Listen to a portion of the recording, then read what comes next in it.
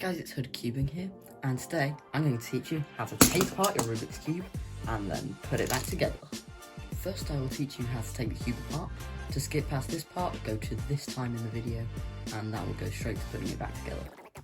So to take it apart, you're going to want to turn a layer 45 degrees and grab hold of one of these edge pieces, and you're just going to want to keep a bit of a tug on that. Give that a bit of a pull and it should come out with a bit of wiggling, like that. In this case the corner came out as well, no worries about that. If it doesn't, then I would recommend taking the centre cap off and loosening the cube, as that will make it much easier to take apart. Continue just going your way around the cube now and pulling pieces out. It gets much easier as more of it falls apart and it loses more of its structure. After about the first layer it should kind of just do the rest of it itself, and then you'll be left with the core and all of your pieces. So your cube has fallen apart. Now the first thing to do is organise all of these pieces into different piles. Now we have the core, the yellow layer pieces, the white layer pieces and the edge layer pieces.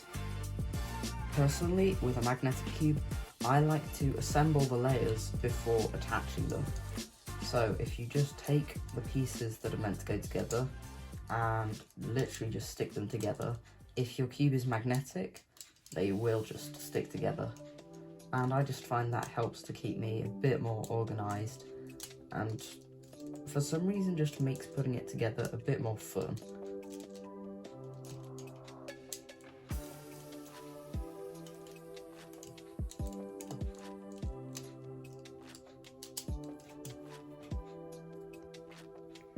Now, you can start on any colour, but I personally prefer to start on yellow. So what you're going to do is you're going to take this bit of layer and you're going to take one of the edge pieces out. Now look at the two colours on that, find the two centre pieces of that colour, and you're just going to want to sort of try and slide it in between, and it should just hold there. Next you're going to want to take another one of the edges that goes next to it. So in this case I've got the yellow-green edge, and you're going to want to do pretty much the same thing to get that in there. Now it does sometimes try to push the orange one out as well, but if you just try and hold that in while you put the green in, it shouldn't be too difficult. Next, take the corner that goes between them and just slot that in. That's pretty easy to do. If it's in the wrong orientation, it's nice and easy to twist. Then continue your way around the cube, get another edge and slide it into here. Then get the corner and put it in.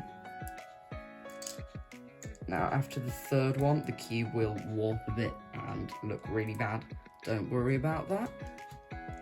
Take the final edge, and this one will take a bit of force to go in, but if you just sort of lift the centre up and then slide it in, that will work a bit better. And then slot the two remaining corners into place. Then just set the cube on the table and try to just sort of flatten it out a bit. And then that side looks pretty normal. Step 2, the easiest stage. Take your 4 edge layer edges and just put them in between the correctly coloured centres, and they should go in nice and easily without any trouble at all. Last layer will take a bit more physical force, but is still quite easy, as 3x3 generally is to put together. So take an edge, put it in between the two centres by lifting up the top layer centre, and that should just go in. Now get the corner that goes next to it and just continue your way around the cube, putting these in. it shouldn't really be too hard. After about your second edge and corner, you will start to have to turn the layer 45 degrees to get the edges in, as it does get harder. And now when you get to this stage, you're going to want to put both corners in before the last edge, because the corners won't go in otherwise. So once again, I'm just going to turn this 45 degrees. That goes in, and then that goes in, and then I'll just stick in this final edge with a bit of force, and there you go. You have a fully working 3x3 again,